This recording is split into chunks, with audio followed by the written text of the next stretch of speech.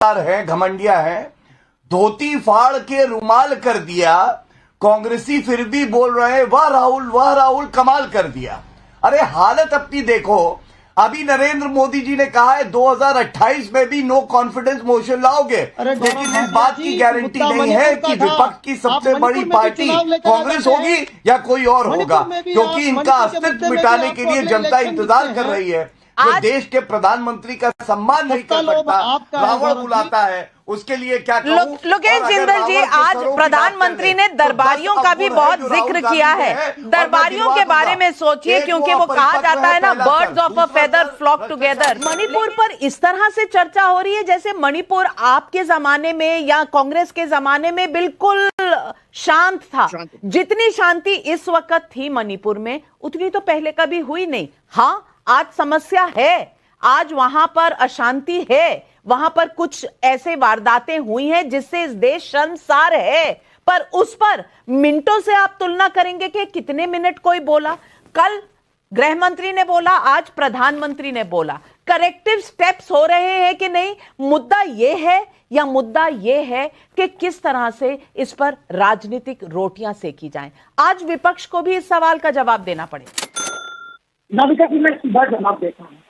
अगर कांग्रेस या कांग्रेस से पहले जो यूपीए की सरकारें थी, अगर वो इतने सही होते और वो इतने अच्छे होते तो देश की जनता तो उन्हें बदलती नहीं। कुछ गलतियां हुई थी, इसलिए उनको बदल के नरेंद्र मोदी जी को चुना गया, नरेंद्र मोदी जी को लाया गया। और नरेंद्र मोदी जी अगर वही गलतियां करेंगे तो उनको भी प्रधानमंत्री की चेयर में बैठने का कोई अधिकार नहीं है। और रहा बात मणिपुर का, मणिपुर ऐसा कोई जगह नहीं है कि जहाँ पर एक छोटी सी कुछ हिस्से में कुछ गलत काम हो गया, किसी लड़की के साथ दुर्व्यवहार हो गया या किसी को मार दिया गया। मणिपुर ऐसा एक जगह है, इस देश का हिस्सा, जहाँ पर 3 महीने में 200 लोगों की हत्या हुई है।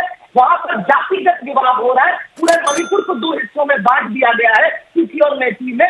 लड़कियों के साथ रोज बलात्कार हो रहे हैं। वो मैं नहीं कह रहा, वहां से बैठे हुए भाजपा के मुख्यमंत्री का बयान है। 7,000 लोग कैंप में रह रहे हैं, 6,000 से ज्यादा घर जलाए गए हैं। और उसके बाद भी प्रधानमंत्री 4 मिनट बात करेंगे और आपको गृह मंत्री ने बात किया। अरे ये गृह मंत्री तो खुद 29 मई को गए थे मणिपुर, मैं तो बोल रहा हूँ वो गए थे। तब उनके मुख्यमंत्री ने उन्हें नहीं बताया ये कांड हुआ, वो सब वापस आते और ये वीडियो जब सामने आया तब ये सब चर्चा होने लगी। उससे पहले गृह मंत्री को खुद नहीं पता था। तो ऐसे निकलती गृह मंत्री का काम है। कल उन्होंने संसद से खड़े होकर उन्होंने कलावती का नाम लिया। मुझे नहीं पता लोकेश ने क्यों नहीं बोला। उसके बाद कई वीडियो सामने आए जो पत्रकार आज सुबह कलावती जी के घर गए, उन्होंने कहा गृह मंत्री झूठ बोल रहे, बीजेपी ने मुझे कुछ नहीं दिया। तो ऐसे झूठे गृह मंत्री का क्या काम है? इसलिए तो प्रधानमंत्री के मुंह से सुनना चाहते थे। और प्रधानमंत्री ने तो सुने क्यों नहीं? तो चले क्यों गए? तो सुने क्यों नहीं, चले क्यों गए? और ये बता दीजिए, प्रधानमंत्री ने आज कहा कि अधीर रंजन चौधरी को कलकत्ता से फोन आते हैं। रिजू दत्ता जी, ये तो बता दीजिए, कौन फोन करता है, कौन डराता धमकाता है? नाविका जी, थोड़ा शायद आपसे, आप बहुत वरिष्ठ पत्रकार है, थोड़ा सा आपसे गलती हो रही है। प्रधानमंत्री जी ने ये कहा कि अधीर रंजन चौधरी को क्यों कांग्रेस साइडलाइन करेगी? क्या कलकत्ता से फोन आ रहा है? अधीर रंजन चौधरी को कोई फोन नहीं जा रहा है। कलकत्ता से फोन आया था, शायद उनको कलकत्ता से फोन आया, ये भी कहा उन्होंने। देखिए नाविका जी, मैंने बड़े ध्यान से सुना और कई बार ऐसा होता है कि प्रवक्ता अपने ही तर्क में फंस जाता है। टीएमसी के प्रवक्ता ने बोला कि गलतियां करी थी यूपीए ने, जनता ने सबक सिखाया।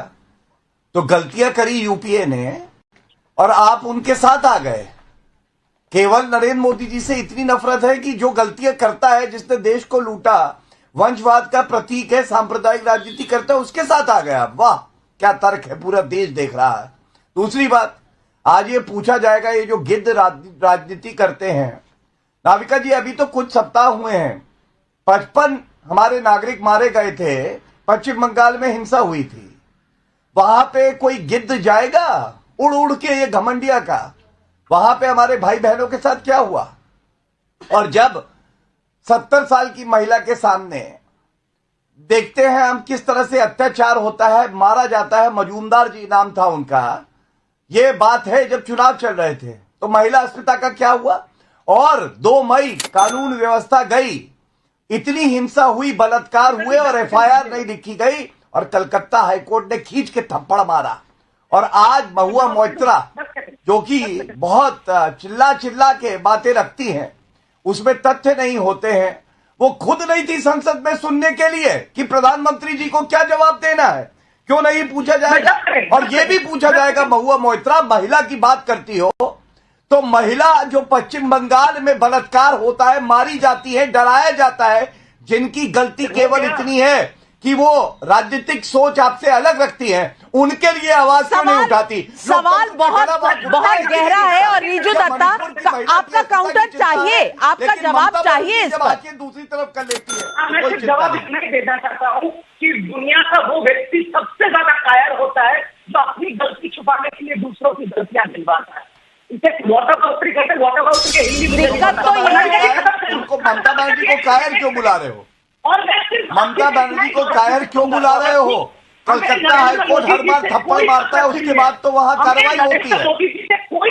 2018 पंचायत चुनाव, 2023 पंचायत चुनाव, 2 मई कानून व्यवस्था गई, वीरभूम, कितने गिनवाऊं बताइए। दिक्कत तो इस बात की है रीजू दत्ता जी, ये गलतियां छुपाने की बात नहीं है। मुद्दा ये है कि क्या आपको अपनी गलतियां नहीं नजर आती, क्योंकि आप सिर्फ मोदी जी की गलतियां, सरकार की गलतियां निकालने में इतने व्यस्त होते हैं, इसीलिए जनता ये भी सवाल आपसे पूछती है। लेकिन मैं पूछना चाहती हूं आज लोकेश जिंदल साहब से, क्या आज ऑपोजिशन ने वॉकआउट किया क्योंकि उन्हें लगा कि प्रधानमंत्री बात करेंगे मणिपुर की तो शायद उनके पास कोई जवाब नहीं होगा?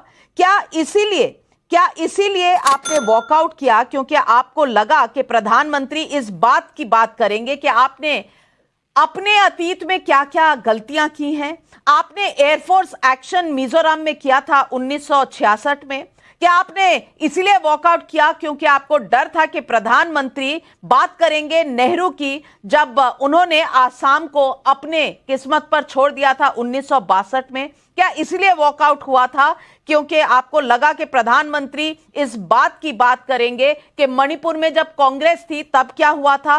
क्या इसलिए वॉकआउट हुआ था क्योंकि आपने सोचा कि तब कांग्रेस काल में हर सरकारी मुलाजिम को अपनी तनख्वाह का एक हिस्सा सेपरेटिस्ट को देना पड़ता था? जब मनमोहन सिंह यासीन मलिक से मिलते थे, क्या इस पूरी फेरिस लिस्ट के डर से आज कांग्रेस ने वॉकआउट कर दिया? नाविका जी, कांग्रेस ने वॉकआउट किया नाउम्मीदी से। इस कदर बढ़ गई है नाउम्मीदी कि आरजू की भी आरजू होने लगी।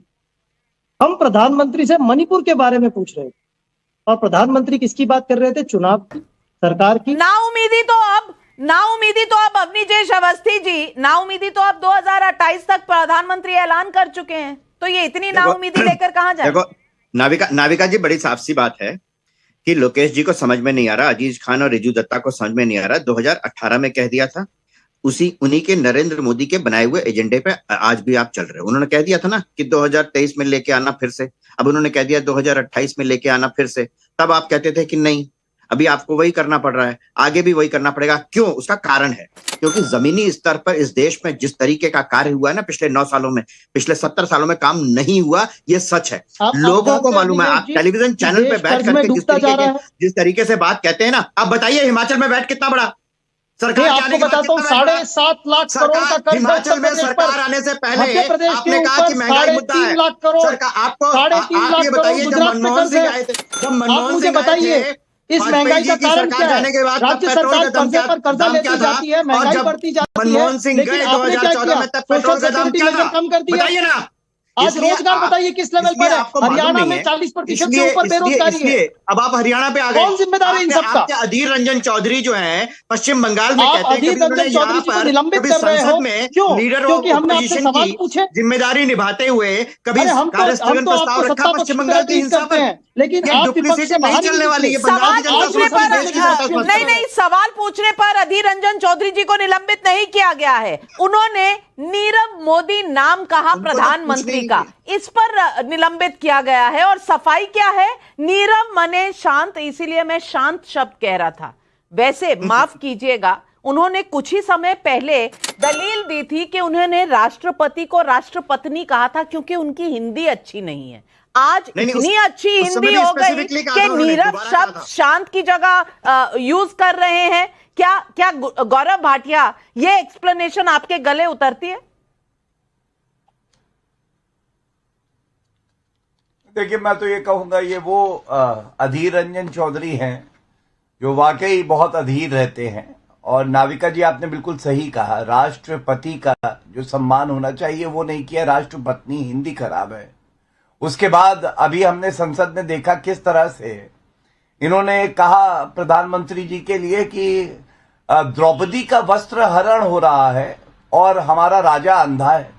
अरे अंधा अगर कोई पुत्र मुंह में हुआ है तो वो तो सोनिया गांधी हुई हैं, क्योंकि दुर्योधन कोई है तो वो राहुल गांधी है। अभी यहां कांग्रेस के प्रवक्ता बोल रहे थे चुनाव, अरे इतने अधीर थे राहुल गांधी, कौन है? अपना भाषण देने के बाद राजस्थान में चुनाव है इसकी चिंता थी और संसद छोड़ के चले गए।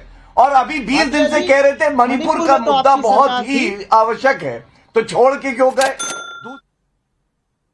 देखिए, ये जो अर्ज किया है ये Congress party, Samajwadi party, TMC जो विपक्षी दल हैं, क्योंकि वो भारत का हिस्सा है, तो भारत की जनता क्या कहती है। आप गैरों की बात करते हैं नाविका जी, आप गैरों की बात करते हैं, हमने अपने भी आजमाए हैं।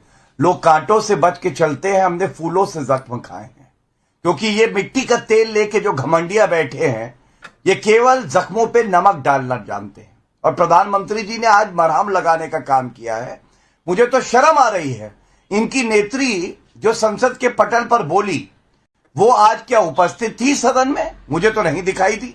और वो भूल गई याद करना कि उनके ही पार्टी के राष्ट्रीय अध्यक्ष ने कहा था लड़के हैं, लड़कों से गलती हो जाती है।